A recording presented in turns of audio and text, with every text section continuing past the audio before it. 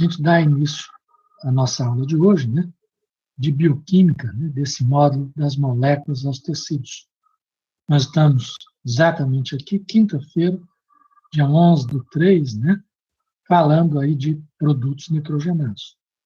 Dia 13/3, teremos aula ainda síncrona, né, produtos nitrogenados. Na próxima semana, né, nós teríamos aí, na quinta-feira, 2 horários, né?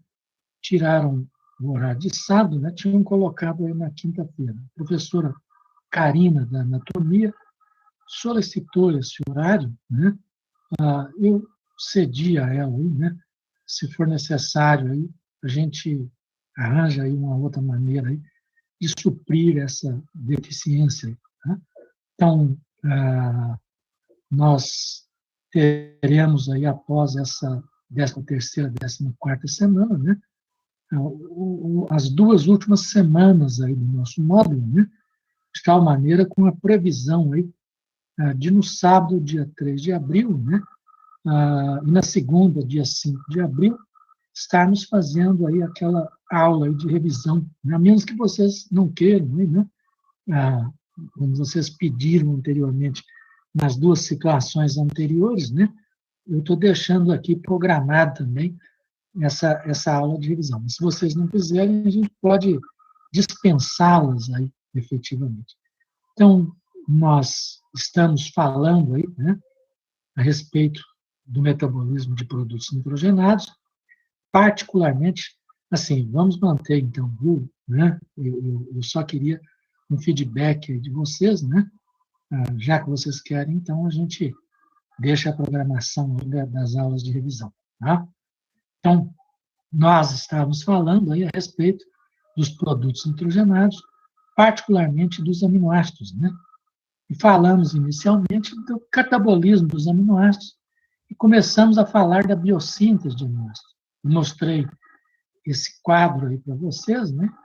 Conjunto dos aminoácidos não essenciais, conjunto dos aminoácidos considerados essenciais, né, e são, assim, considerados não necessariamente porque nós não possamos produzi-los, né, mas porque eles são necessários aí na nossa alimentação. A gente até mencionou aí quais desses aminoácidos estão aí dentro dessa categoria, né?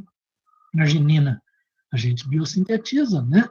Mas quando o indivíduo está em crescimento, ele precisa ganhar massa proteica, massa muscular, né? Está em convalescência, por exemplo, né? E esse pessoa, numa outra situação, ele tem uma dieta hiperproteica com baixo teor de carboidrato, né? Então, necessariamente nessa situação, a arginina é um aminoácido essencial. Então, a literatura prefere sempre, né, colocá-la aí, né, em todas as opções aí, como um aminoácido de natureza essencial. Outra situação é a metionina, né? Que a gente não faz a biossíntese de novo da metionina, mas a gente pode fazer, tá, o processo de recuperação da metionina a partir da homocisteína, né, do qual a gente vai estar falando aí hoje ainda, né? Então, a gente viu, né, que sintetizar os aminoácidos não essenciais é uma tarefa mais simples, aí envolve menos enzimas, e sintetizar os aminoácidos essenciais é uma tarefa mais complexa e que envolve um conjunto maior de enzimas, né? E até discutimos aí uma possível razão pela qual, na natureza, esses aminoácidos se tornaram essenciais aí na nossa alimentação, né? Dada a questão aí, né, da mutagênese aleatória, né? Associada aí, né, à perda, né, de algum tipo de atividade, né, dentre um número maior aí, de atividades associadas à produção aí desses aminoácidos. Né? Aqui a gente tem uma maior densidade genômica, né, uma quantidade aí de genes, né, associados à produção desses aminoácidos do que nessa situação aqui, né? Então, se a natureza ela estiver fazendo um tiro ao alvo, aí, a gente poderia imaginar assim, é muito mais provável que algum alvo aqui nessa situação seja alcançado, né, do que nessa situação, né? Então, certamente, alguma coisa desse tipo foi responsável aí, né, pelo fato de os aminoácidos aí com processos mais complexos, com estruturas mais complexas, eles serem aminoácidos essenciais na nossa alimentação. E todos os aminoácidos, eles podem ser produzidos a partir de compostos gerados, tá, por carboidratos, como os intermediários do ciclo do ácido cítrico, como intermediários da glicólise, como intermediários da via das pentoses. Então, a totalidade aí dos aminoácidos na natureza, né, pode ser produzida usando aí intermediários do ciclo do ácido cítrico, intermediários da glicólise, intermediários da via das pentoses. Nós mostramos aí para vocês, né, mais uma vez, né, os processos gerais associados, eu tinha dito anteriormente, né, ao catabolismo de aminoácidos, mas a gente pode ampliar aqui, né, para o metabolismo de aminoácidos, né, focalizando também esses processos, né, associados à biossíntese de aminoácidos, até o ciclo da ureia, né, porque parte do ciclo da ureia até a produção de arginina é a rota de produção de arginina no nosso organismo, né, de tal forma que esses processos aí, são também relevantes na biossíntese dos nossos aminoácidos, né. Eu vou falar para vocês, né, como que os aminoácidos não essenciais, aqueles que a gente produz, e que são produzidos aí de uma maneira simples, né, eles podem ser formados no nosso organismo. Muitos desses processos eu já até falei anteriormente para vocês, de tal forma que isso não representa aí uma novidade, né, como, por exemplo, na biossíntese do glutamato. Então, o glutamato pode ser produzido por ação das transaminases, de uma maneira geral, ou das aminotransferases, né, como elas são chamadas hoje, né, a partir, então, do ganho do grupamento amino por esse carbono carbonílico aqui do alfa-cetoglutarato. Aí a gente tem o glutamato.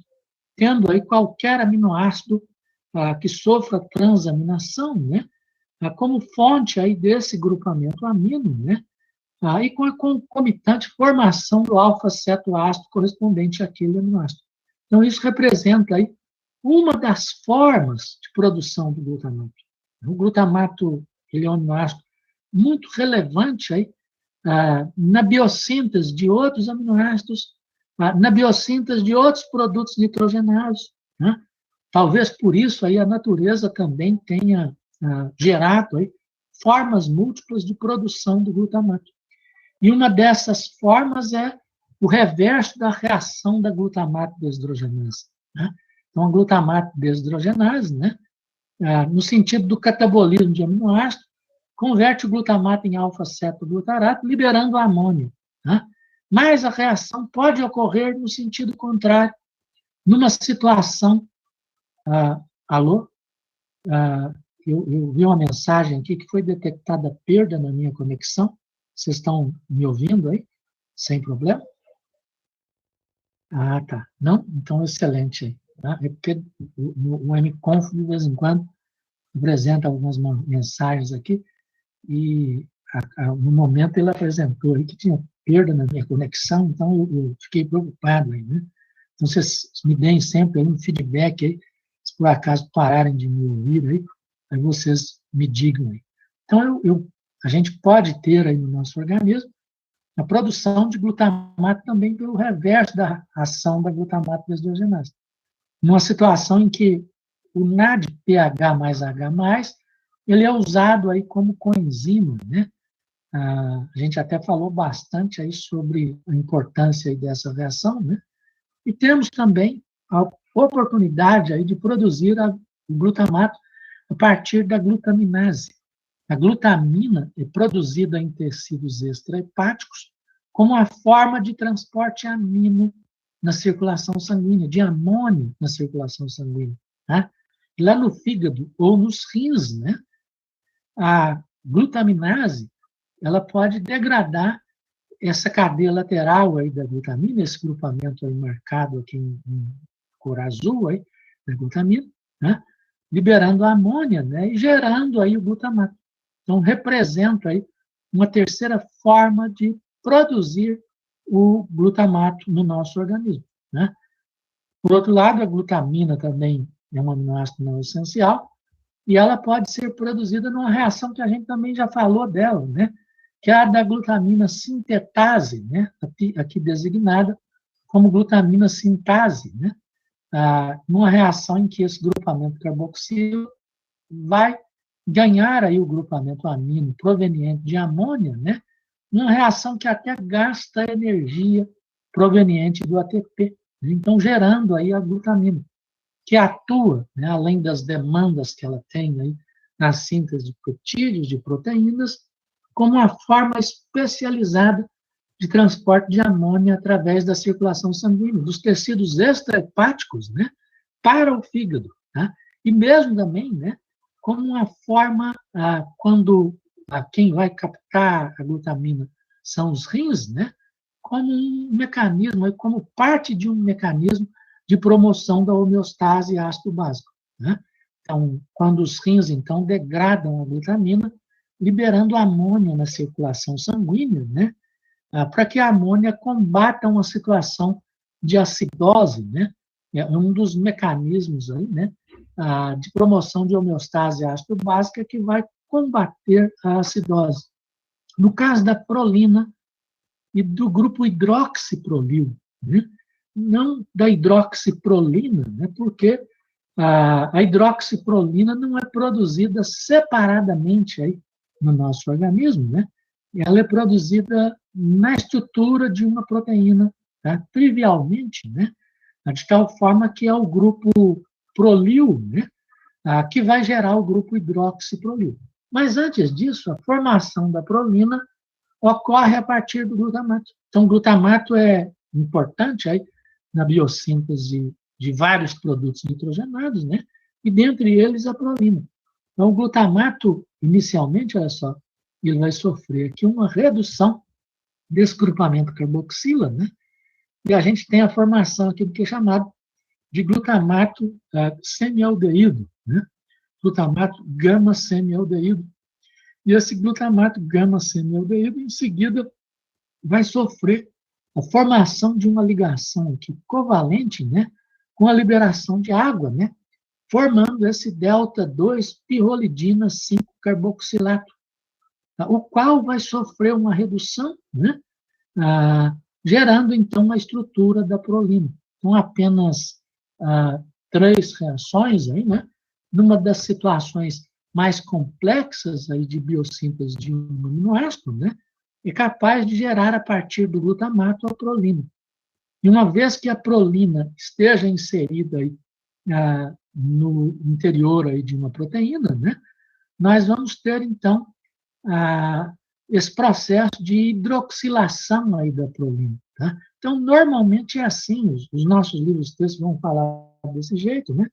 Embora alguns textos aí, recentes, aí, nem tão recentes, né, falam em RNA mensageiro para hidroxiprolina, né, em síntese de proteína. Né? Então, assim, uma coisa meio complicada, aí, né, que eu acho que precisa de um maior esclarecimento aí nesse sentido, né, porque, trivialmente, né, a literatura vai dizer para a gente que a geração da hidroxiprolina é um processo pós-translacional, que inclusive depende de um cofator de hidroxilação, né?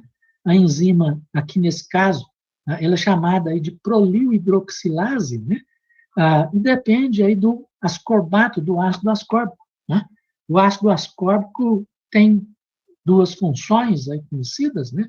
Uma delas é atuar como cofator em reações de hidroxilação. A outra é atuar aí como antioxidante, né? Então, nesse caso, ele está atuando aqui como um cofator de hidroxilação. Inclusive, isso é importante, olha só, no caso aí do colágeno, a formação dessas ligações cruzadas de prolina, é que vai, dos resíduos de hidroxiprolina, é que vai permitir a formação de ligações cruzadas de hidroxiprolina, tá? De hidroxilisina, né? Outro aminoácido aí pós-translacional formado por hidroxilação, tá? É a hidroxilisina. Então, hidroxiprolina, hidroxilisina podem formar ligações aí cruzadas, né? E isso é importante aí para fortalecimento do colágeno, né? Até por isso que uma falta de ácido ascórbico gera um colágeno fraco, né? Que vai fazer com que a parede vascular ela fique fragilizada, né? E a pessoa, então, ela é sujeita aí a ter processos de natureza hemorrágica, né? É uma das características aí da síndrome de deficiência de ácido ascórbico, dentre outras aí que a gente vai estar falando aí na medida que a gente evolua para outras reações que têm a participação do ácido ascórbico, né?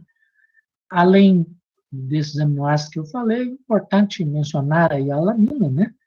Que, assim, vocês já viram aí, né? Pode ser produzida pela reação da alanina-aminotransferase, nós falamos disso anteriormente aí, né? Então, ela vai converter o piruvato, né, e o glutamato em alanina e alfa-cetoglutarato. Inclusive em processos aí, dependentes, né, do piridoxal-fosfato, né? Então, vocês podem até já, então, antever aí a significância que tem a piridoxina também na síntese de aminoácidos, né? Inclusive na síntese proteica, né?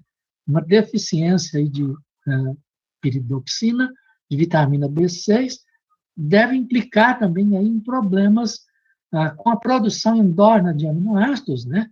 O que deve prejudicar também aí a síntese proteica, a menos que a pessoa tenha uma ingestão aí de muita proteína aí na alimentação, né?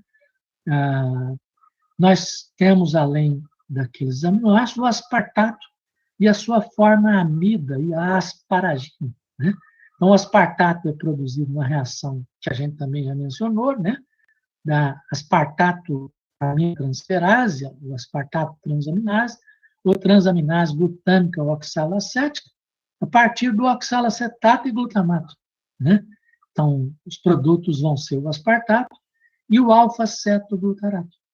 E o aspartato, uma vez formado, né, ou proveniente aí da nossa alimentação, pode gerar a asparagina, por uma enzima que vai agregar um grupamento amino nessa carboxila, né, formando aí uma ligação amida, né, um grupamento amino que advém, no caso aqui, de glutamina, né? No caso da formação de glutamina, o grupamento amino vinha de amônia livre do meio, né? Não faria sentido vir de glutamina, né? Porque é a glutamina que está sendo formada, né? Mas na formação aí da asparagina, a glutamina apresenta essa função coletora e doadora de grupamento amino, né? Que favorece a formação da asparagina. A reação também gasta energia, como a da glutamina sintetase, né? E nesse caso, o ATP é quebrado em AMP e pirofosfato. Isso porque o pirofosfato deve ser quebrado pela pirofosfatase inorgânica, né? Liberando aí uma quantidade de energia extra equivalente a mais 1 mol de ATP. Né? Por isso, a formação aí de asparagina, ela tem essa demanda aí, né? De 2 mol de ATP, de 2 equivalentes energéticos de ATP, por mol de asparagina formado aí no nosso organismo. Né? Nós podemos produzir a serina a partir de um intermediário aí da glicólise, né, o 3-fosfoglicerato. Então, o 3-fosfoglicerato tem essa hidroxila aí no carbono 2, né, que vai sofrer uma oxidação, né, de tal forma que usa NAD+, né, não como na figura original lá do Harper, né, que eu dizia que é o NADH, né, mas é o NAD+ que entra, né, e vai sair NADH nesse processo aí, né, e a gente tem esse fosfohidroxipiruvato que vai sofrer uma transaminação, né? Então, o alfa-aminoácido vai doar um grupamento amino, levando à formação de fosfoserina, além do alfa-cetoglutarato. Aí a fosfoserina tem a desfosforilação, né, do grupamento fosfato, e nós temos a produção de serina. Então, essa representa uma via de produção de serina. A serina também pode ser produzida numa outra via que depende da glicina, né, em que a glicina vai ganhar uma unidade de um carbono, né, que advém aí, né, do tetrahidrofolato. O tetrahidrofolato tem uma função de doação de unidades de um carbono, né, em reações aí, do metabolismo, né? Então, esse metileno tetrahidrofolato vai doar essa unidade de um carbono, que vai permitir a formação da serina, né? Assim, isso vai tender a ser favorecido, né, só numa situação que eu não tenha demanda para esses grupos metila, e que eu tenho uma demanda aumentada de serina, né? Porque, trivialmente, né, a serina mais facilmente produzida aí no nosso organismo, né, ela pode ser convertida em glicina numa reação que alimenta o tetrahidrofolato com unidades de um carbono, né? Então, isso é bastante relevante aí, com toda certeza. Então, a glicina, olha só, né, ela pode ser produzida a partir da serina, né? Então, nesta reação, né, eu estou alimentando o tetrahidrofolato com unidade aí, de um carbono, né? Então, formando aí o metileno tetrahidrofolato, além da glicina nesse processo. E esse metileno tetrahidrofolato, ele vai participar aí de processos de transferência de unidade de um carbono. Folato, o tetrahidrofolato, folato é a vitamina, né, chamada aí também na forma ácida aí de ácido fólico, de ácido folínico, né? Então, o folato, ele forma no nosso organismo a coenzima que é o tetrahidrofolato. Então, aqui eu tenho o folato aqui, né, ionizado, mas os seus prótons, né, constituindo aí o ácido fólico, né? Ele é formado aí dessa base nitrogenada, que é chamada de pteridina ou aminopterina, né, como a gente até designou anteriormente também, né, do PABA, né, do ácido para-aminobenzoico, e do glutamato, né, na sua estrutura. E o tetrahidrofolato, né, o ácido tetrahidrofólico, que é o tetrahidrofolato mais os dois prótons, né, ele tem o ácido fólico associado aí a 4 hidrogênios extra, né? Por isso que é chamado aí de tetrahidrofolato de ácido tetrahidrofólico. E o tetrahidrofolato, ele participa de reações de transferência de unidade de um carbono, né? De uma maneira mais simples, aí algumas pessoas vão falar que são reações de metilação, né? Assim, nem todas são de metilação, né? Algumas vão ser efetivamente de metilação, outras vão ser aí de doação de outros grupamentos, né? Então, aqui no caso, eu tenho o grupo metila aqui, ó, né? Então, o processo, olha só, eu tendo lá de alimentação aí, dessa coenzima, né? Eu tenho a serina sendo convertida em glicina e o tetrahidrofolato formando o N5N10-metileno tetrahidrofolato, né, como eu mostrei anteriormente para vocês, né? Então, a Beatriz, Profeta, Faleiros, está pedindo aqui, né, para repetir a relação entre a glicina e o folato, né? Então, assim, eu até tenho aqui a reação de novo, viu, Beatriz? Né? A conversão de serina em glicina.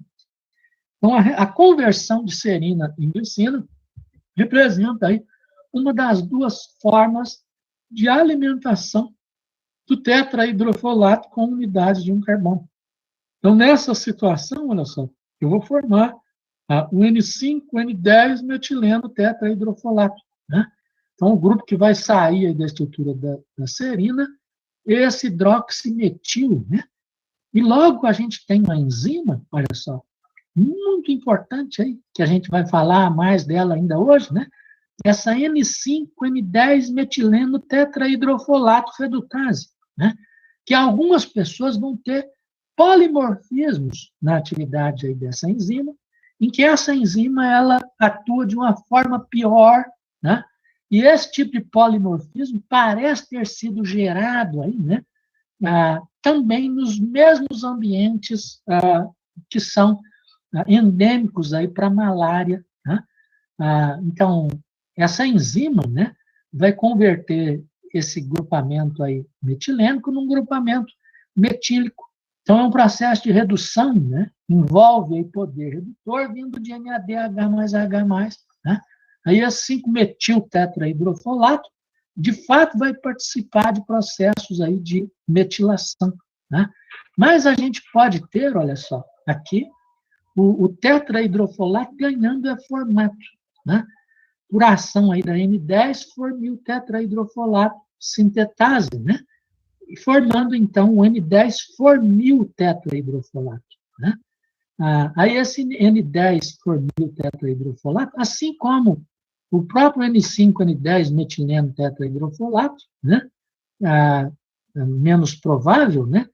Pode formar também o N5-N10-metenil-tetrahidrofolato, mais provável dessa via aqui também alimentar aí, né, nesse sentido, né, a geração aí do metil-tetrahidrofolato. Mas assim, o formil-tetrahidrofolato e o N5-N10 metenil-tetrahidrofolato, formado por ação dessa ciclohidrolase, pode formar esse N5-formil-tetrahidrofolato, né?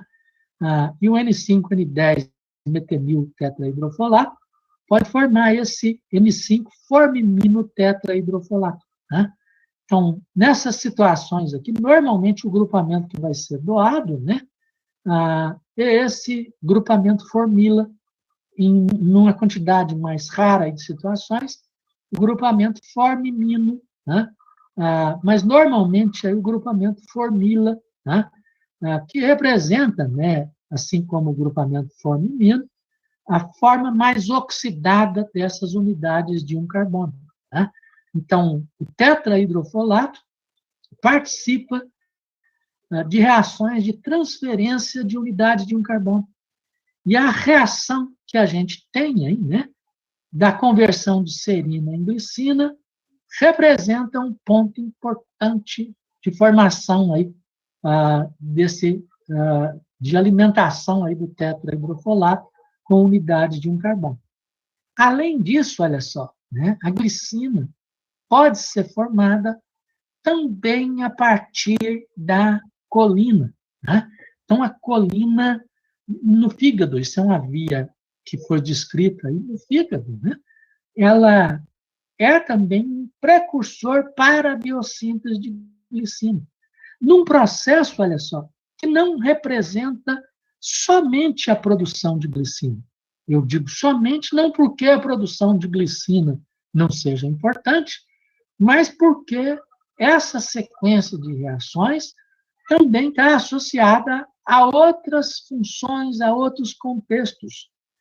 Para falar desses outros contextos, primeiro deixa eu focalizar aqui o que está ocorrendo. Inclusive, assim, é até por isso, né, que a colina ela foi inserida aí, mais recentemente na literatura, nem tão recentemente assim, né, entre as vitaminas hidrossolúveis que a gente precisa ingerir aí na alimentação, né? Inclusive vitaminas hidrossolúveis, né, que são associadas aí, né, a estrutura lipídica e a lecitina, né, que tem fosfatidilcolina, né? A lecitina, até por isso, assim, esses óleos vegetais, esses lipídios vegetais, ganham uma importância adicional aí na nossa alimentação. Então, a colina, né, ela vai ter primeiro essa hidroxila aqui oxidada até uma função aldeído, né? Então, gerando aí o que é chamado de betaína-aldeído. Aí, essa betaína-aldeído, né, vai ter essa carbonila aldeídica oxidada até uma carboxila, formando a betaína, tá? E a coisa aqui já começa a ficar importante. Por que começa a ficar importante? Porque essa betaína, ela aparece aí, né, em algumas reações, né, como uma alternativa de transferência de unidade de um carbono, né?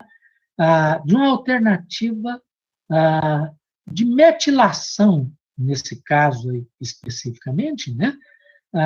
De tal forma que isso aqui é bastante importante, inclusive associada aí à produção de metionina, né? Só que isso aqui é uma via que é induzida, né? E ela depende aí da colina na nossa alimentação, de ter mais colina para atender também esse tipo de demanda, além das outras demandas que a colina pode atender aí no nosso organismo, né? De tal forma que a betaína atua como um agente metilante e forma dimetilglicina, que também pode doar aí uma unidade de um carbono, né? Formando a metilglicina ou sarcosina, que pode doar também uma unidade de um carbono, formando a glicina. Então, isso configurando aí, né, esse destino da colina de representar uma forma de biossíntese alternativa de glicina no nosso organismo. Lá no fígado, não havia induzida, né, quando a gente tem mais colina na alimentação. Além disso, olha só, essa via que forma a glicina, e isso é relevante, ela forma, como eu disse, também a betaína, o que também é relevante por causa dessa alternativa como um composto aí de natureza metilante, uma coenzima de natureza metilante, que algumas enzimas podem usar aí no nosso organismo. E a gente tem ainda uma terceira função associada a essa via, né? No fígado, o acúmulo de betaína, de metilglicina, sarcosina e mesmo da glicina representa um mecanismo importante de elevação da osmolaridade, né? E isso é importante porque representa uma forma de estabilização das estruturas dos hepatócitos, né? Isso porque o hepatócito ele produz e concentra, né, ureia, né? E a ureia é um agente calotrópico, desenovelante aí de proteínas, né? E essa ação calotrópica, desenovelante de proteínas da ureia, ela é combatida aí, né, por um recurso de aumento da osmolaridade, né, que é chamado aí de osmoestabilização, né? Então, a betaína, a dimetilglicina, a sarcosina, mesmo a glicina, elas são agentes osmoestabilizadores aí, né, em locais do organismo que produzem ou concentram a ureia, né, de tal forma que isso representa um mecanismo de proteção aí contra as estruturas dessas células, né? Exatamente porque assim, essas células estariam vulneráveis aí, né, às ações calotrópicas aí da ureia, né? E a gente tem esse mecanismo aí de proteção. Nós temos também, olha só, um outro aminoácido que a gente pode produzir, desde que a gente tenha a ingestão de fenilalanina, né, que é a tirosina. Então, a fenilalanina pode ser convertida em tirosina. E eu até já mostrei essa reação para vocês, da fenilalanina hidroxilase, em que eu tenho a hidroxilação, num processo em que o oxigênio, né, vai ser reduzido a óxido, um para hidroxilar e o outro para formar água, de tal maneira que a gente precisa de poder redutor, que vem da tetrahidrobiopterina, que é uma coenzima redutora de origem não vitamínica, né? Que quando participa dessa reação de redução, forma a dihidrobiopterina, a qual pode ser reduzida pela dihidrobiopterina redutase, né, às expensas do NADH mais H+, formando tetrahidrobiopterina, né, que pode participar aí de outros ciclos de ação da fenilalanina hidroxilase e de outras reações aí, né, que a gente viu, né, associadas ao metabolismo aí da tirosina para formar o DOPA, né, do triptofano para formar a serotonina, né, da arginina para formar o óxido nítrico, né? Então, em processos aí que são altamente relevantes no nosso organismo. O último aminoácido aí dessa relação aí de não essenciais, estritamente aí, no nosso organismo é a cisteína. Né? Assim, que também é relativo, né? Porque, dependendo aí do contexto, a cisteína pode passar a ser um aminoácido essencial. Assim como a tirosina, olha só. Né? Se faltar a fenilalanina, a tirosina é um aminoácido essencial. Na fenilcetonúria, né? E algumas outras hiperfenilalanemias, a fenilalanina não vai ser convertida em tirosina, né? E a tirosina, ela vai ser, então, um aminoácido essencial na alimentação aí da pessoa, né? De tal forma que essa questão aí da não essencialidade e essencialidade depende do conjunto total da alimentação, né? A cisteína é produzida a partir da metionina, né? Se não tiver metionina na alimentação, se tiver baixa oferta de metionina, a cisteína passa a ser um aminoácido essencial, né? Então, aqui eu tenho o grupamento metionil, né? Que tem esses dois carbonos associados ao enxofre e a essa metila, né? E o grupamento homocisteinil, né? A metionina que perdeu a metila e que gera a homocisteína, né? Nessa situação, né? E a homocisteína que vai doar o grupamento sulfidrila para a serina formar a cisteína. Então, a formação de cisteína depende da homocisteína derivada da metionina e de serina, né, no nosso organismo. Então, é desse jeito aí que a gente produz a cisteína. Então, eu tenho aqui essa via de formação aqui da cisteína. Então, a metionina vai formar a homocisteína, né? E a homocisteína vai reagir com a serina, né? E essa homocisteína reage com a serina, né? E nós temos, então, a reação da enzima, que é a cistationina sintase ou cistationina sintetase. No caso, mais aqui, cistationina sintase, que é dependente de piridoxal fosfato, que vai levar à formação, então, da cistationina, né? Então, a serina se junta aqui, a estrutura, né? E eu vou ter aqui agora a quebra nesse ponto aqui. Ó. E a sulfidrila vai ficar com a serina, formando a cisteína. Isso por ação de uma enzima que é chamada de cistationina beta-liase, ou cistationinase, como designada aqui pelo Marx, né?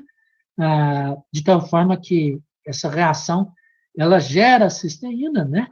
E vai gerar aqui também, olha só, essa região aqui, ó, que por ação dessa enzima cistationinase vai liberar também amônia, né? E eu vou formar, então, o alfa-cetobutirato. Aí o alfa-cetobutirato, ele sofre um processo aí, de perda de um carbono, né? E eu vou ter a formação do propionil quarto. Aí o propionil segue uma sequência que a gente já viu aí, né? Formando D-metilmalonil, L-metilmalonil, succinil. Inclusive nessa reação aqui, olha só, né? Que depende da desoxiadenosilcobalamina, que é a coenzima da vitamina B12, aí, né? Que é bastante relevante aí também, né? Então, a gente vê aqui, né, que a biossíntese da cisteína depende aí de grupamento sulfidrila originado aí a partir da metionina, né, via formação de homocisteína, e depende também do piridoxal fosfato, ou seja, da piridoxina. Uma deficiência de piridoxina vai prejudicar também aí a biossíntese de cisteína. Inclusive, vai ser causa da elevação de homocisteína, gerando a situação aí, né, que é chamada de hiperhomocisteinemia, que representa um fator de risco independente para a aterotrombose e para a doença vascular aterotrombótica, né, como eu vou estar falando daqui a pouco, né? Então, é desse jeito que a cisteína é produzida. Aqui eu destaco também o seguinte, olha só. Se eu tiver mais cisteína no organismo, né, a cisteína ela inibe a cistationina sintase, né, de tal forma que eu não vou precisar ter essa demanda aqui na via de produção de cisteína. Tá? Então, assim, até por isso que a ingestão também de mais cisteína na alimentação, de muita cisteína, é um fator, junto com metionina, é um fator que tende a elevar a homocisteinemia, tende a causar a hiperhomocisteinemia no nosso organismo. Né? Então, são coisas aí importantes. Né? Então, eu mostrei para vocês como os 10 aminoácidos, né, que são considerados não essenciais, eles são produzidos no nosso organismo. Inclusive, aqui eu destaco o seguinte, olha só, a cisteína é não essencial se eu tiver metionina para produzir cisteína. Se eu não tiver metionina para produzir cisteína, a cisteína também vai se tornar um aminoácido essencial no nosso organismo. Né? Vamos falar um pouquinho, olha só, já que eu mostrei aí a biossíntese dos aminoácidos que a gente produz, né, sem maiores problemas, né, desde que tenha uma alimentação equilibrada, né, vamos falar aí do metabolismo de produtos nitrogenados especializados, da produção desses metabolismo desses produtos nitrogenados especializados. E, mais uma vez, eu volto aqui, né, a essa mesma figura, mostrando aqui derivados da metionina, né? A própria metionina e o grupo metionil, né? O grupo homocisteíl, né? O homocisteinil, né?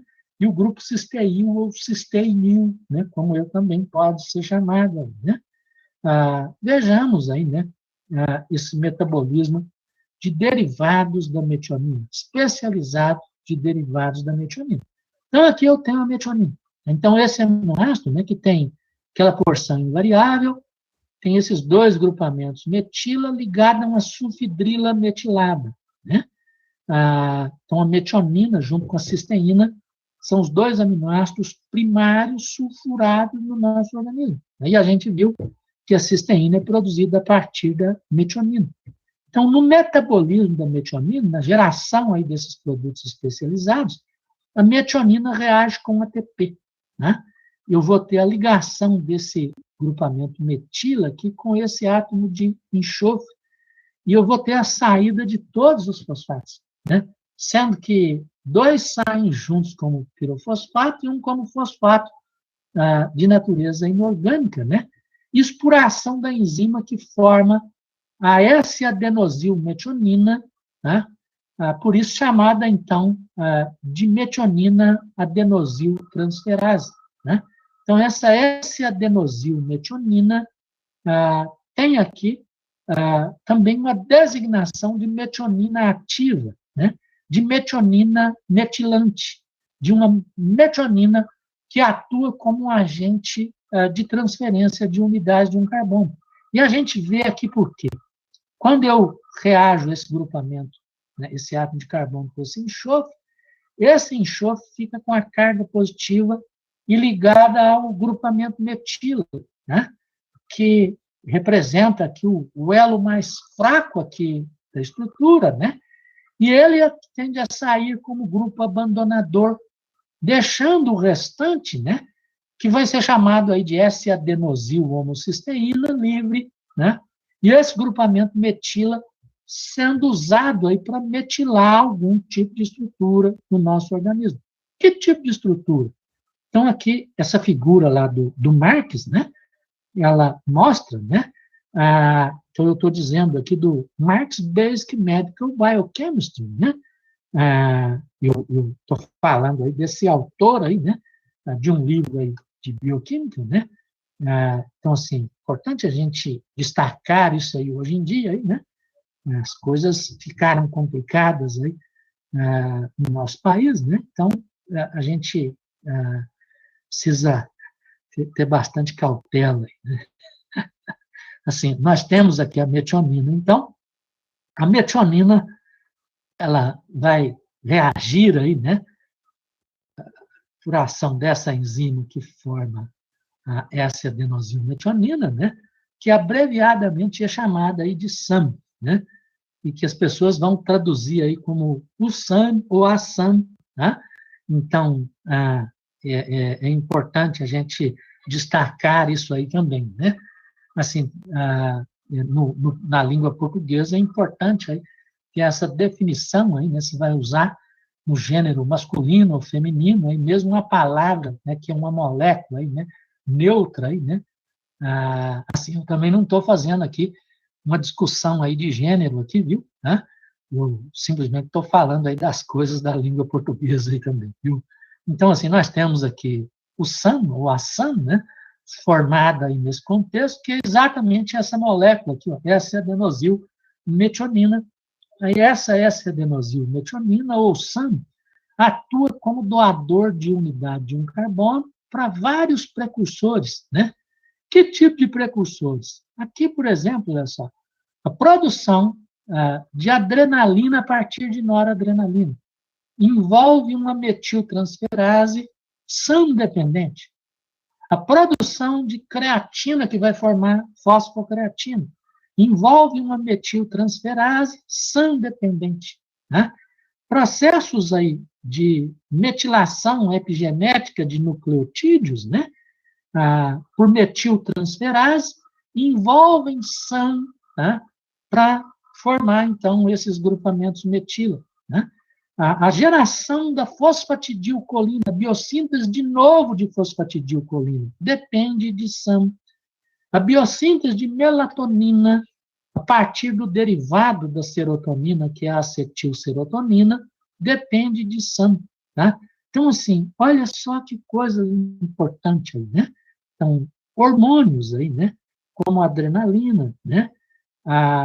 Espécies aí relacionadas aí a uma fonte de energia rápida aí para as nossas células, não só para o músculo, né? Mas também para o nosso cérebro aí, né? Para os nossos neurônios, para as células neurais, né? A fosfocreatina, produção depende de SAM, tá? Processos epigenéticos aí, a ocorrência deles depende de SAM, depende da formação aí de S-adenosilmetionina, a produção desse composto gerador de membranas, tá? E o próprio processo aí de renovação das membranas plasmáticas das nossas células depende de SAM. A produção do hormônio aí, melatonina depende de SAM, tá? Então, são coisas assim muito importantes, né? A Lavínia está perguntando, por exemplo, não entendeu o conceito de biossíntese de novo, né? Se eu poderia explicar.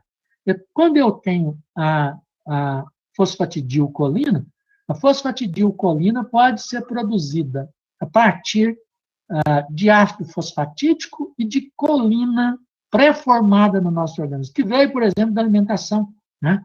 Até por isso a colina é considerada aí uma vitamina. Então, quando isso acontece, a produção de fosfatidilcolina está sendo feita por uma via de recuperação. Só que a fosfatidilcolina pode ser produzida também a partir da fosfatidiletolamina, né? E a fosfatidilcolina, ela é um fosfolipídio de mais demanda que a fosfatidiletolamina, de tal maneira que isso é bastante relevante, né? Então, essa via de formação da fosfatidilcolina, que depende das metilações, tá? Por metiltransferases SAM-dependentes, ela representa uma via de biossíntese de novo de fosfatidilcolina, tá? Então, isso é bastante relevante aí, com toda certeza, tá? Assim, deficiência de SAM deve estar relacionado aí, por exemplo, aí, né, com distúrbios de natureza neurológica, com distúrbios de sono, né, inclusive com quadros aí de natureza depressiva, né, por causa desses problemas associados a essas metilações, mas também por causa de outras facetas aí desse metabolismo que eu vou discutir aqui. Uma vez que a S-adenosilmetionina tenha doado aí o grupamento metila, né, vai ser formada a S-adenosil-homocisteína, que pode perder a adenosina e gerar a homocisteína. Aquela que a gente viu que forma a cisteína, né? Mas essa homocisteína, no nosso organismo, ela pode ser usada também para a biossíntese de metionina, né? Então, esse processo, olha só, feito aí por ação de uma enzima que é chamada de metionina sintase, né? Então, essa metionina sintase, ela está fazendo o que é chamado aí de via de recuperação da biossíntese de metionina. No nosso organismo, apesar da gente não fazer o que é chamado de biossíntese de novo da metionina, a metionina precisa ser presente aí na nossa alimentação, a gente é capaz de fazer essa via de recuperação da biossíntese da metionina. Só que essa via de recuperação, né, catalisada aí, né, por uma enzima complexa, aí, que é chamada aí de metionina sintase, né, ou metionina sintetase, ela depende de desoxiadenosilcobalamina, né, e depende de tetrahidrofolato, né, depende aí das vitaminas aí B9 e B12, né, para que ela ocorra efetivamente. Tá? Então, isso é muito importante. E eu preciso falar mais aí a respeito dessa questão, até por isso que eu gerei aqui, ó, né, essa figura aí, né, muito patriótica, que, olha, vejam vocês, aí, né, tem o amarelo, tem o verde, aí, né, respeitosamente aí, patriótica, né, em que a gente mostra aqui, né, o ciclo da metionina, né, a via de desmetilação, que é esse processo aí do SAM, participar aí em reações de metilação, a chamada via de transsulfuração, que representa a via de biossíntese da cisteína. Tá? Então, coisas que a gente já viu aqui, olha só. Né? Então, temos esse ciclo da metionina, que vai compreender aqui, ó, né, a formação da homocisteína, né, que vai compreender essa via de desmetilação aí, por ação de metiltransferases associadas aí a vários processos, né, que vai compreender também, né, esse processo aí da via de transsulfuração, que está associado. Temos um ciclo da metionina associado a uma via de desmetilação, a um ciclo de transsulfuração, a ação da metionina sintase, a via de recuperação aí da metionina, né? Então, isso aqui propriamente, olha só, em amarelo aqui, né? O ciclo da metionina.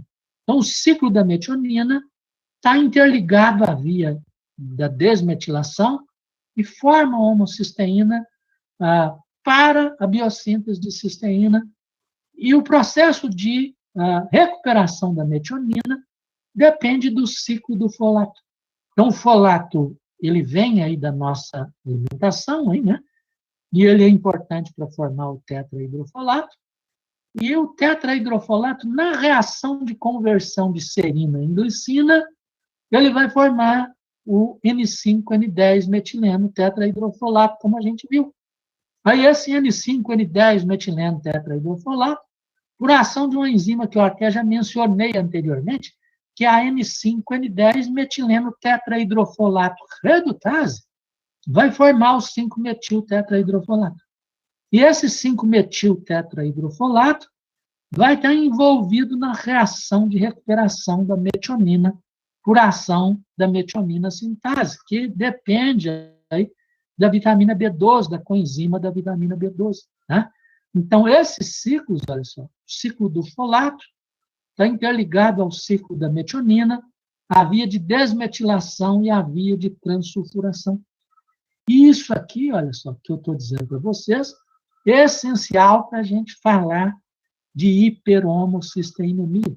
Né? Então, a hiperhomocisteinemia, ela, como eu disse para vocês, é um fator de risco para doença vascular aterotrombótica. Né? E ela é classificada em suave, moderada ou severa. Né? Então, essa fonte aqui vai dizer que os valores são esses. Né? Na realidade, isso aí é muito discutido na literatura, mesmo que é considerado suave, né? Cronicamente pode ter implicações aí degenerativas associadas ao nosso metabolismo, inclusive determinantes aí da doença vascular aterotrombótica, né? Mas também associados à degeneração cerebral, à geração aí de depressão, de demência e mesmo parkinsonismo. Então, a literatura vai mostrar essas vinculações aí para a gente também. Algumas pessoas na literatura vão falar que o problema é de oxidação desencadeada pela homocisteína. Só que o problema é mais complexo, olha só. Então, isso tem relação, olha só, com outros vários processos, como, por exemplo, né, a falta de renovação das estruturas de membrana, tá? Das próprias células de natureza endoteliais, via reciclagem de fosfatidilcolina. Então, isso é uma coisa importante, né? Os distúrbios aí de natureza hormonal, né?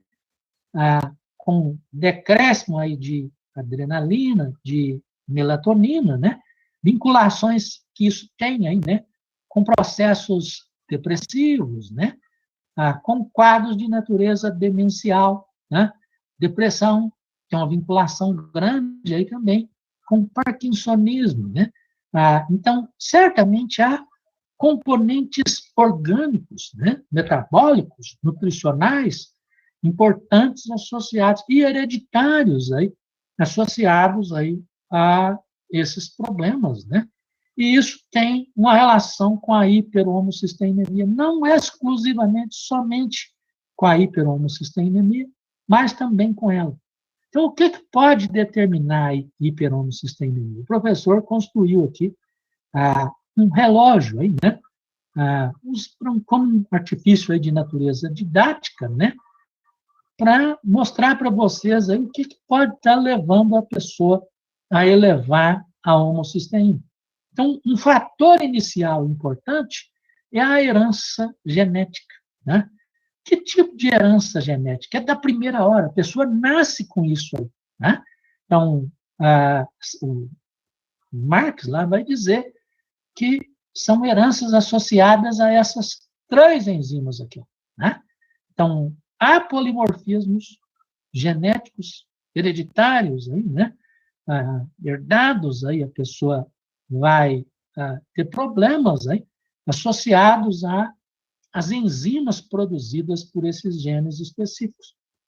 Os polimorfismos mais comuns são associados a N5, N10, metileno tetrahidrofolato redutase. Né? Mas também é possível aqui a gente ter polimorfismo associado à metionina sintase, mesmo a cistationina beta sintase, da qual a gente falou anteriormente. Né? Então, se a pessoa tem esse polimorfismo aqui, que é mais presente, né? O indivíduo ele vai ter dificuldade em formar o 5-metil tetrahidrofolato, né? Vai ter dificuldade em gerar aí a metionina por via de recuperação, né? Vai ter elevação da homocisteína, vai ter problemas com aquelas metilações, né? Problemas com a regeneração da parede vascular, né? Ela é candidata aí a ter a aterosclerose, é candidata a ter a aterotrombose, né? No intuito aí de fazer a recuperação da injúria à parede vascular, vai ter mais a formação de trombos, né? E isso é bastante importante, né? Então, quem tem esse tipo de herança, né? Além de ter uma tendência a elevar a homocisteína, vai ter uma tendência aí a aterotrombose, aí, né? De natureza mais intensa. Então, são aspectos hereditários a esse tipo de herança. Outro tipo de fator, né? Baixa piridoxina, baixa ingestão de vitamina B6, né? Baixa ingestão de vitamina B9, de folato, né? Baixa ingestão de vitamina B12, né?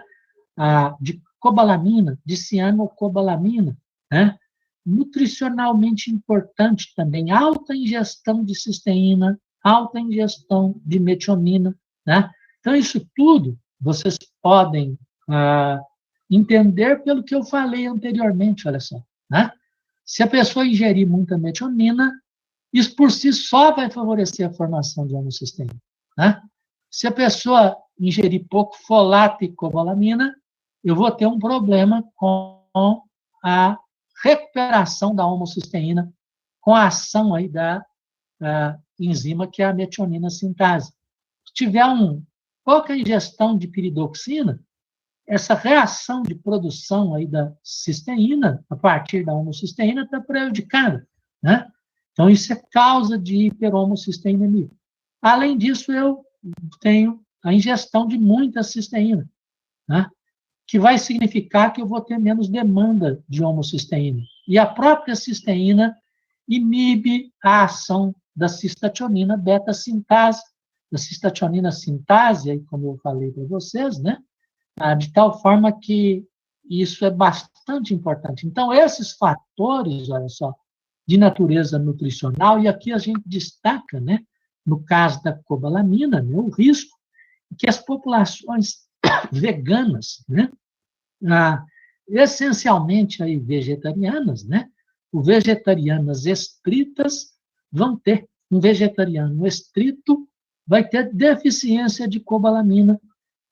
Então, assim, o veganismo, né, se não for compensado aí com a suplementação de cobalamina, ele agrega um risco grande para aterotrombose, né, para depressão, para demência, né, para parkinsonismo, né? Então, é muito importante isso aí, né, para dar, inclusive, atenção nutricional aí à população, né? Os veganos, normalmente, eles sabem disso aí, né, porque eles já ouviram aí essa afirmação aí, né, quando buscam orientação médica especializada, né, embora, assim, nem todos, né, a gente está vivendo aí um tempo aí de retrocesso aí, né, em que as pessoas, elas, né, não querem ouvir aí, né, os aconselhamentos aí da ciência, inclusive os aconselhamentos nutricionais importantes, né? Então, nesse tempo esquisito aí, a gente tem, então, vários outros problemas associados aí à saúde aí das pessoas, né?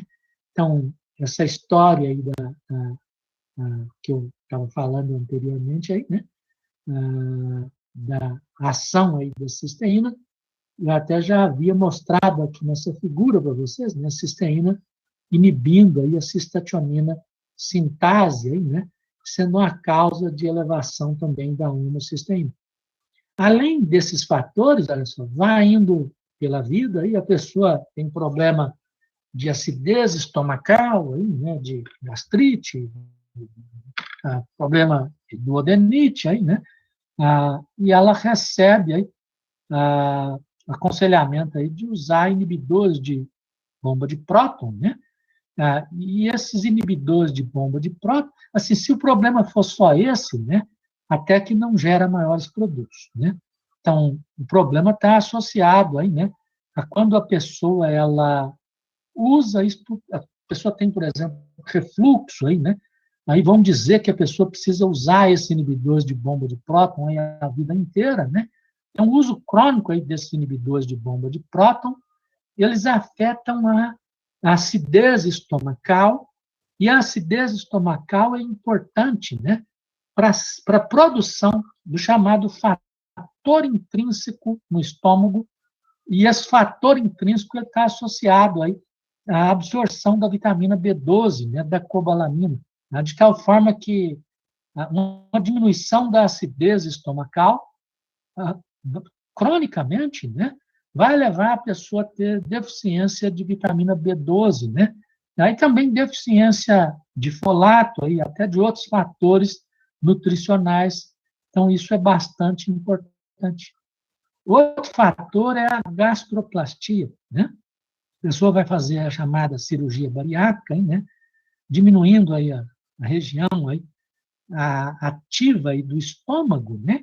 Inclusive a região associada aí, né, à produção do fator intrínseco, né? E associada, né, a uma diminuição aí de uma região absortiva, né? Faz lá o chamado Y de Roux, né? Que diminui, né, que neutraliza uma região, uma faixa aí, né, do intestino delgado, né, que está associado aí ao processo de natureza absortiva dessas vitaminas, né?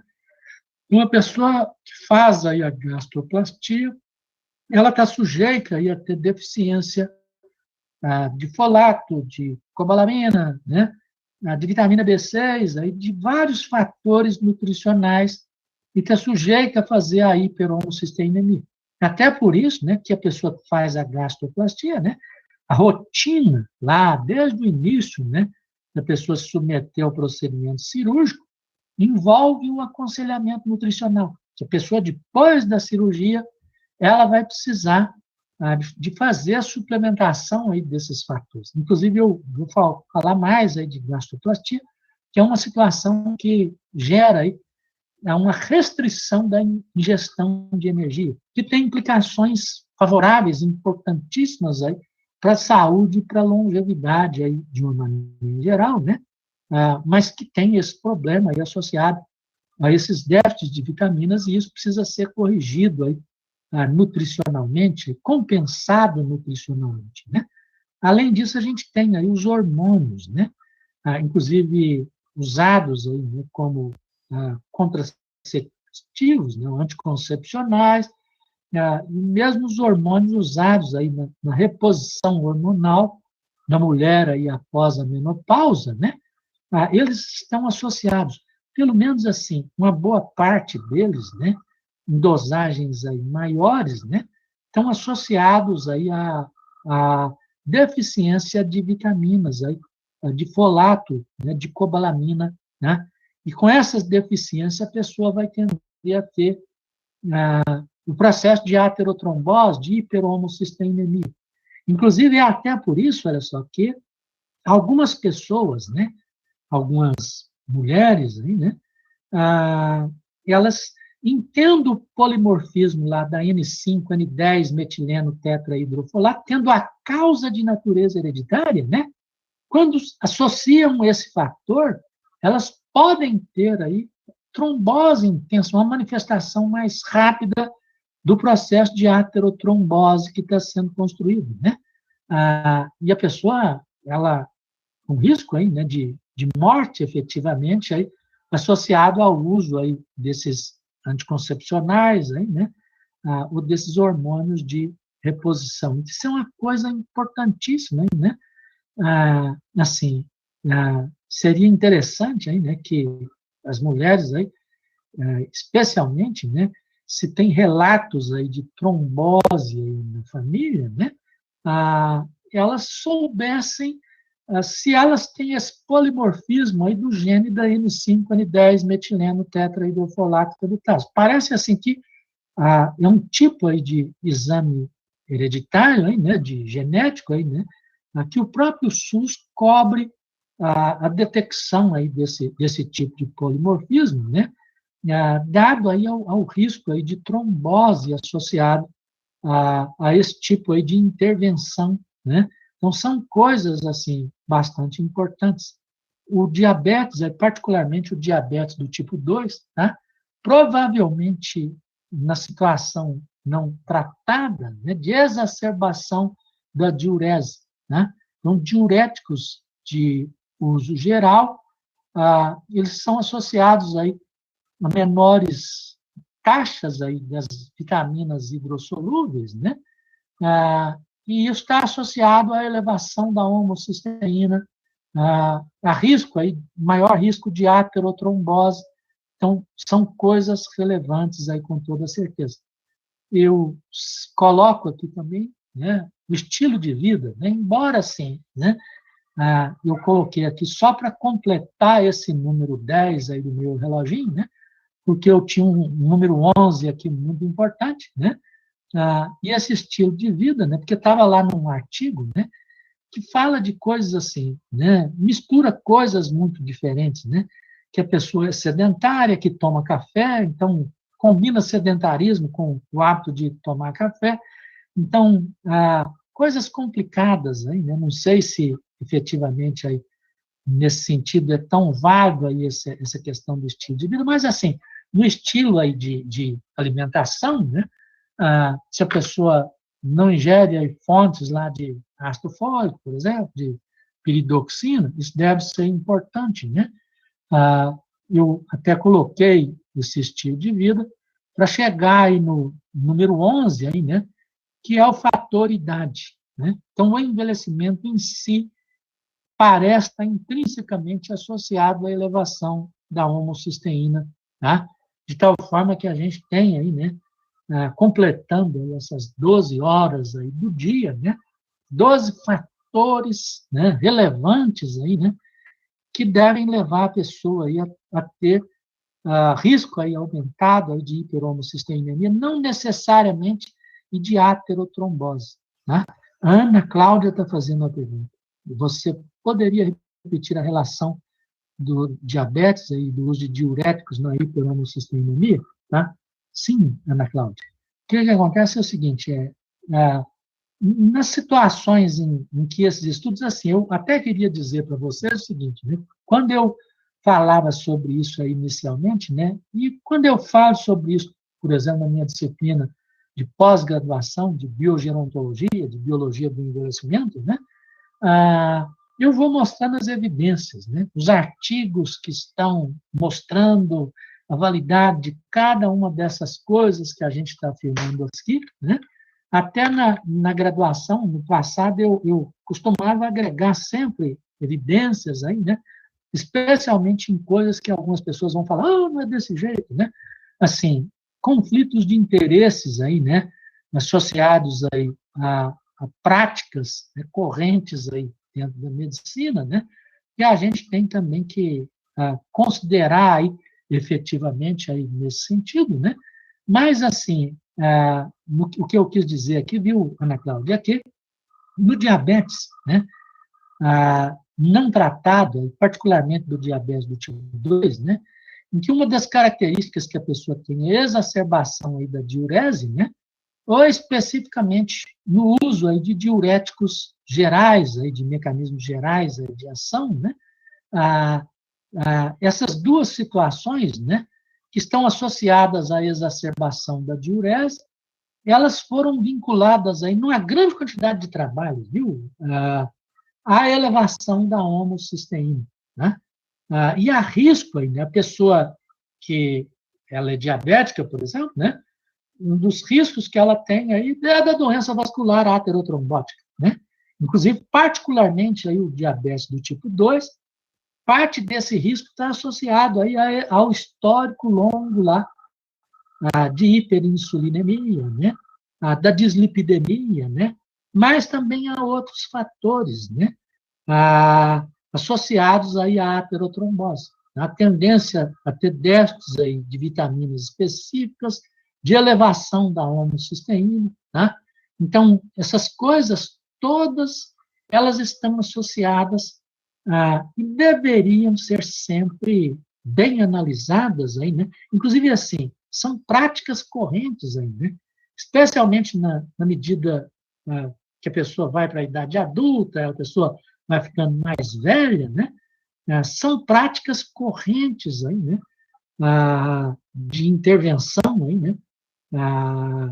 Que as pessoas vão sofrer efetivamente, viu, Ana Cláudia? Né? Então, a gente tem esses 12 fatores aí, né? Completando aí as 12 horas aí do nosso relógio aí, mostrando aí, né? Esses fatores de risco determinantes aí para a hiperhomocisteinemia, né? No nosso metabolismo aí de produtos nitrogenados especializados, eu passo a mostrar aqui agora derivados da metionina, arginina e glicina, particularmente aí a fosfocreatina. Então, a fosfocreatina, para a sua produção, precisa de metionina, de arginina e de glicina. Então, o processo começa com a glicina, né? Que não é um aminoácido essencial, que é mais facilmente produzido, então a gente não vai ter problema. Mas envolve aqui a arginina, né? E leva à formação de ornitina além do intermediário do amidino acetato, né? Aí a gente tem aqui a ornitina, pessoal, né? Então vocês vão falar, então produziu ali a ornitina, isso vai ajudar aí, é uma outra fonte de produção de ornitina que vai ajudar a prevenir numa hiperamonemia aí, né? Uma hiperamonemia num caso aí de dieta hiperproteica com baixo teor de carboidrato, né? Assim, não se o teor de arginina for baixo, porque aqui também, como lá no ciclo da ureia, na reação da arginase, a ornitina está sendo produzida a partir da arginina, viu? Né? De tal forma que aqui eu tenho, então, a produção desse guanidino acetato, isso está ocorrendo lá nos rins. Aí esse guanidino acetato vai para o fígado. E lá no fígado, olha só, a gente tem o SAM, ou a SAM, a S-adenosilmetionina, formando S-adenosil-homocisteína, né, por ação de uma metiltransferase, que vai metilar esse grupamento amino e produzindo, então, a creatina. Né? Então, a produção da creatina, ela depende aí dessa metilação, tá, do guanidino acetato, e a creatina vai, então, no processo seguinte, aí, né, ganhar grupamento fosfato, né, que vai gerar a creatina fosfato, por ação da creatina quinase. Né? No passado, eles falavam a creatina fosfoquinase. Né? Assim, está associado à mudança de grupamento fosfato. Então, é redundante falar fosfoquinase. Então, o certo é CK e não CPK, como muito usado ainda na literatura médica, né? Até porque essa enzima ela é um marcador relevante de função muscular, de músculo esquelético, músculo cardíaco, né? Então, vai formar a creatina fosfato, e a creatina fosfato é uma fonte de energia para uso imediato, formando creatina, né? E liberando aí energia, né, no nosso organismo. Né? Então, isso é bastante relevante, aí, com toda certeza. Né? Uma deficiência de fosfocreatina vai dificultar aí as atividades rápidas, o arranque aí da contração muscular, aí, por exemplo, né? Vai prejudicar também, né, até a atividade aí, né, cerebral, aí, neurológica, né? O próprio pensamento aí, né, pode ser prejudicado, né, com a deficiência aí de fosfocreatina, né? E essa fosfocreatina ou creatina fosfato, ela é armazenada, né? O excesso aí, né, dessa creatina fosfato, ele é degradado aí, né? E vai gerar aí a creatinina, que é um produto de degradação e excreção da fosfocreatina no nosso organismo. O Pedro Antônio, né, ele pode explicar essa etapa da creatina para a fosfocreatina de novo?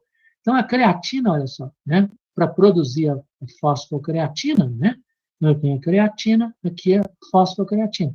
Então, a única coisa que está acontecendo, olha só, é que esse grupo amino aqui vai ganhar um grupamento fosfato. E esse grupamento fosfato, ele vem do ATP. Né? Então, isso envolve aí, né, o ATP envolve a enzima que é chamada de creatina fosfoquinase, né, erroneamente, mais propriamente chamada aí de creatina quinase. Essa fosfocreatina, ela atua aí como uma fonte de fosfato, de energia, quando ela é quebrada, a energia é liberada, né? E, trivialmente, aí, o excesso aí de fosfocreatina, ou a fosfocreatina degenerada, né? Ela não enzimaticamente é clivada, gerando o produto de degradação e excreção, que é a creatinina, né? Que, inclusive, representa um aspecto importante aqui desse metabolismo, né? Porque a creatinina, ela é um produto aí, né, que sofre a filtração glomerular sem ser reabsorvido, né? Então, por causa disso, a dosagem de creatinina na circulação sanguínea, no sangue, ela expressa aí a função renal. Uma alta taxa de creatinina, né, no sangue deve significar que a pessoa tem um problema da função renal. Né? Se essa creatinina estiver elevada, é possível fazer também, né, o teste aí de clareamento de creatinina, a dosagem de creatinina na urina de 24 horas, né? E essa dosagem, ela permite aí o cálculo da taxa, ou do ritmo de filtração glomerular de creatinina, né? Então, a creatinina, o quanto de creatinina está sendo filtrado aí por minuto aí nos rins, aí, né? Isso é uma outra prova de função renal. A própria dosagem de creatinina plasmática é uma prova de função renal, e a dosagem da creatinina na urina de 24 horas vai avaliar também aí a função renal, né? De tal forma que isso é bastante relevante. Se na urina a creatinina ela tiver mais baixa, aí, né? É porque a função renal está lenta, a taxa de filtração glomerular ela é pequena. Se no plasma a creatinina está elevada, seria porque a gente tem um problema renal na excreção. Só que é importante aqui a gente considerar que há uma diferença entre homem e mulher nesses níveis de creatinina, né? E há uma diferença entre os homens, né? Assim, não atletas, né? E os atletas e as pessoas muito musculosas, né? Em relação aí aos níveis de fosfocreatina e de creatinina plasmática, né? Quanto mais fosfocreatina a pessoa tiver aí, né? Mais creatinina efetivamente ela vai ter, sem que isso signifique necessariamente que a gente tenha o problema renal, que a pessoa tenha um problema renal, né? Então, o atleta, aí, né, a pessoa muito fisicamente ativa, especialmente a pessoa muito musculosa, né? Inclusive, assim, inaugura, aí, né? Precisa de uma atenção especial aí, né, na medicina, aí, né? Exatamente porque tem características diferentes aí nesse sentido. O Adriano Bondesan Anatólio está fazendo uma pergunta. Na linha M dos sarcômeros, a creatina quinase promove a ligação dos filamentos de miosina, a mesma proteína usada no metabolismo de fosfocreatina. É essa a enzima creatina quinase que envolve aí, né, a formação aí do ATP, né? Então, o ATP que é o agente aí associado aí a essa dinâmica aí da contração, né? Então, a creatina quinase é a enzima e a fosfocreatina, né, ou creatina fosfato, não proteína aí nesse sentido, né, a proteína é a creatina fosfato. Então, é essa creatina quinase aí também, né? Então, assim, vocês vão até estudar isso aí, né?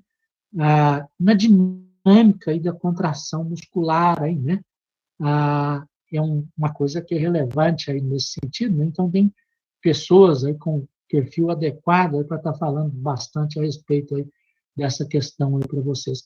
Então, eu tenho aqui de relevante, né, a produção aí dessa creatina, né, assim, mais creatina melhora a função neurológica e é importante, né, mas, assim, precisa tomar cuidado aí com essa ingestão excessiva de creatina, né, que isso também pode significar aí, sobrecarga renal aí nas pessoas, né? Se a pessoa ela tem vulnerabilidade à própria ingestão de excesso de aminoácidos, um dos inconvenientes aí com a energia liberada a partir de excesso de aminoácidos é que nós vamos demandar mais secreção de ureia, tá? De tal forma que isso também aí a médio, longo prazo, é um fator que tende a complicar a função renal, né?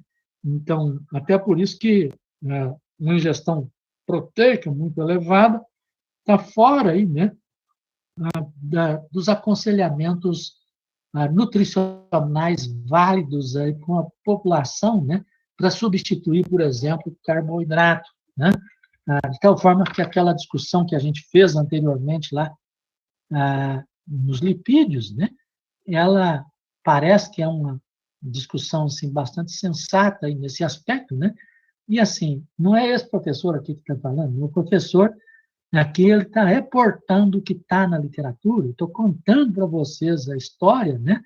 E até contei aí as referências, mostrei aí quem está falando a respeito desse tipo de situação. Temos um outro tipo aí de produto nitrogenado, que é tão importante, mas tão importante, e do qual a gente já vem falando aí já há algum tempo, que o professor ele abre aqui um tópico separado para falar desse tipo de produto nitrogenado, que são as porfirinas, né? Como eu vou falar depois dos nucleotídeos, né? Abrir um tópico aí também para falar dos nucleotídeos.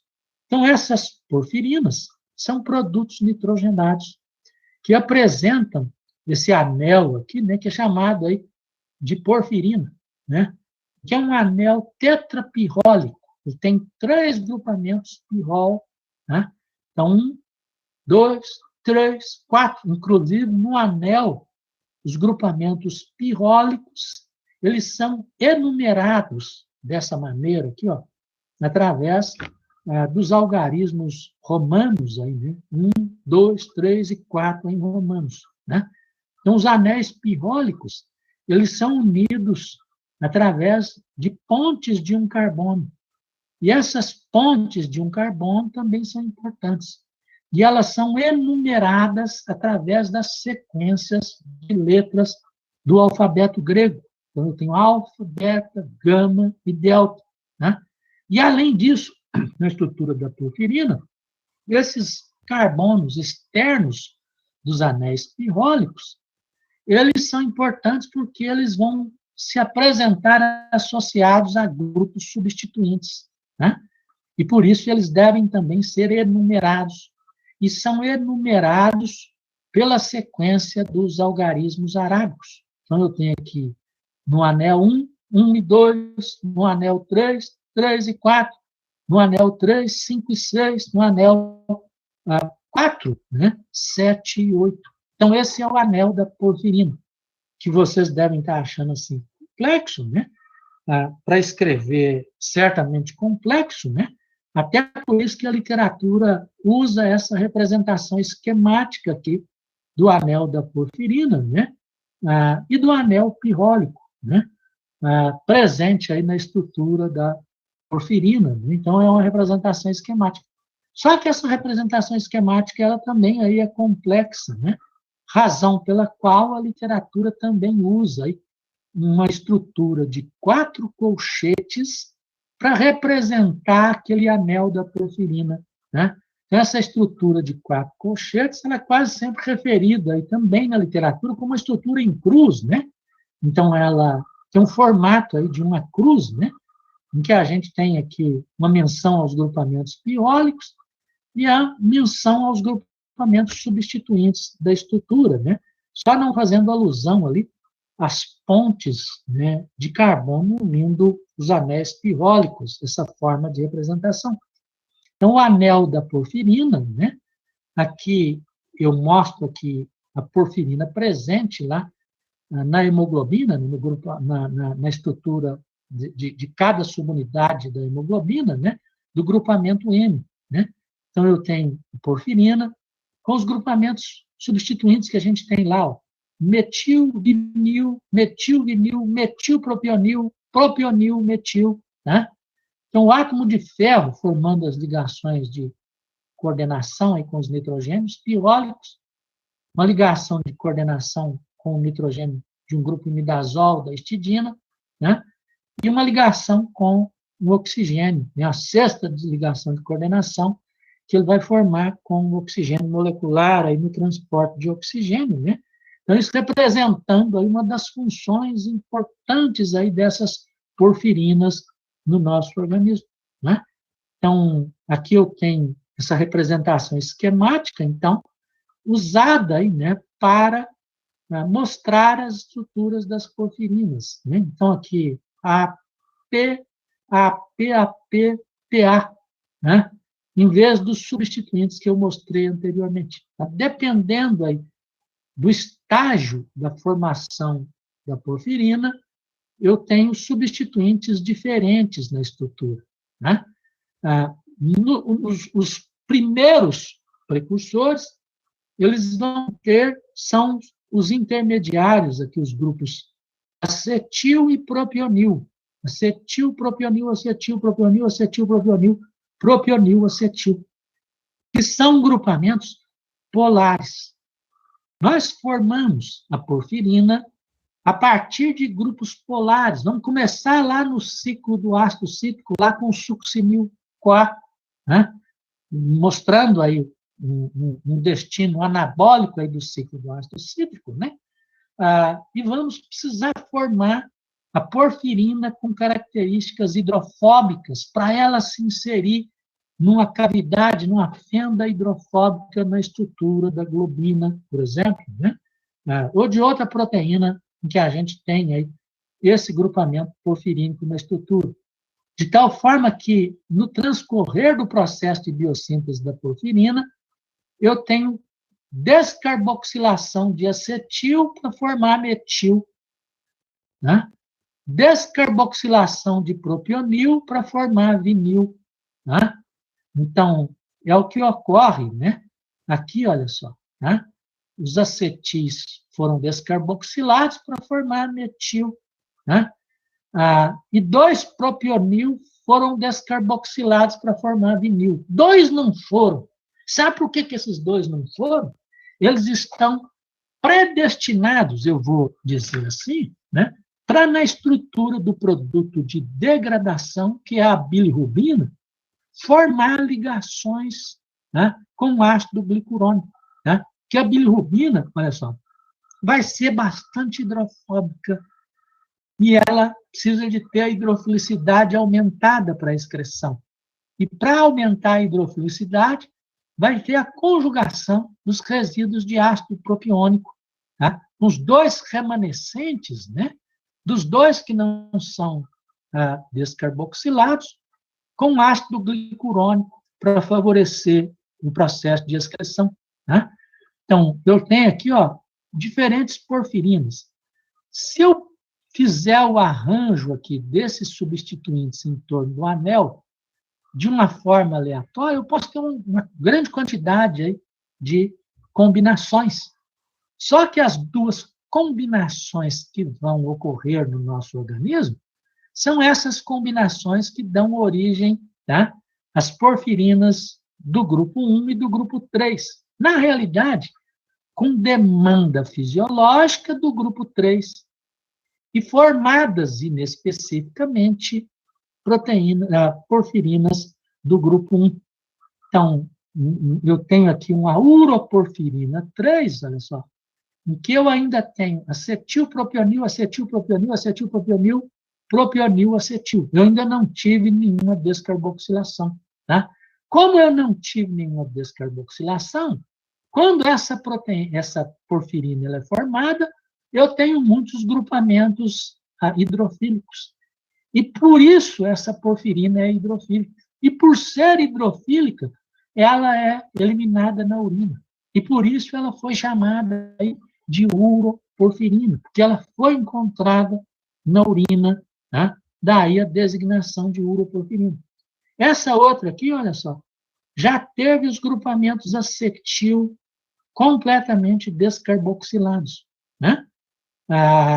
E ela foi designada, então, de coproporfirina. Ela já é bastante hidrofóbica para ser eliminada na urina, né? E ela foi encontrada nas fezes, e por isso chamada aí de coproporfirina.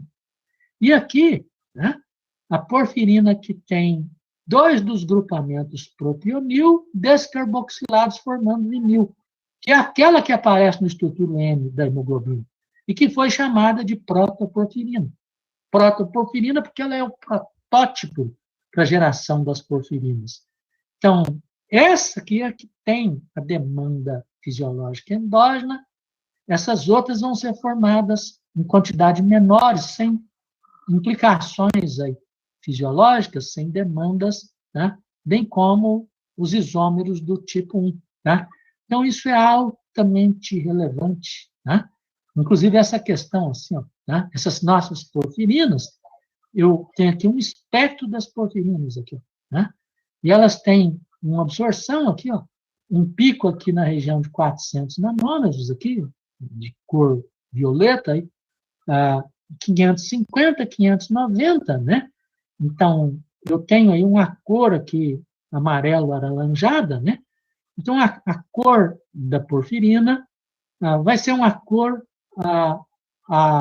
amarelada, aí, né? Aproximadamente, né? Ela não tem uma cor vermelha. Mas as porfirinas, elas apresentam uma fluorescência vermelha. Se você incidir radiação ultravioleta sobre uma porfirina, ela vai emitir cor vermelha. Ela emite uma fluorescência vermelha. Embora a porfirina não tenha cor vermelha, quando a gente incide a luz ultravioleta, e pode ser a luz ultravioleta do sol, né? A porfirina, então, ela vai apresentar com uma estrutura de cor vermelha nesse grupo aí, né? O próximo passo é falar para vocês como é que ela vai ser produzida, né? E a gente tem aqui toda uma história interessante, em que vai aprender mais aí sobre anemias, né? E outras doenças aí, como as porfirias, né? E isso é bastante relevante aí, sobre esse aspecto. Assim, nós estamos aqui, no momento, com 60 usuários. Vou salvar aqui o nome dos participantes, né? Vou salvar aí também esse bate-papo público aí, né? Nós chegamos aí 9h40, né? Então eu preciso parar por aqui, vocês têm outra atividade logo em